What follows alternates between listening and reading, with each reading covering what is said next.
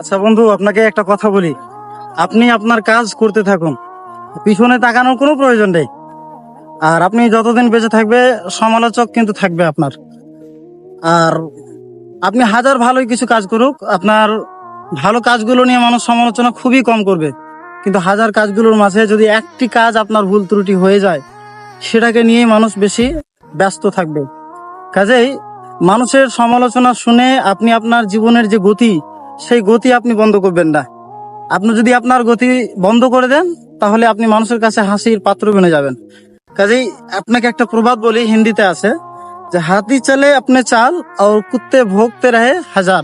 হাতি তার নিজস্ব গতিতে, তার নিজ গাম্ভীর্যে চলতেই থাকে, কিন্তু কুকুর ঘেউ ঘেউ করতে থাকে। আপনি বরং হাতির মতো হন। আপনি আপনার জীবনের যে পথ চলা, সেটাকে আপনি বন্ধ করবেন না।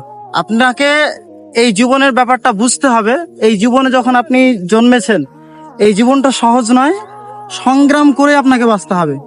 আপনি যত সহজ সরল হবেন, আপনার উপর মানুষ ততই চেপে বসবে।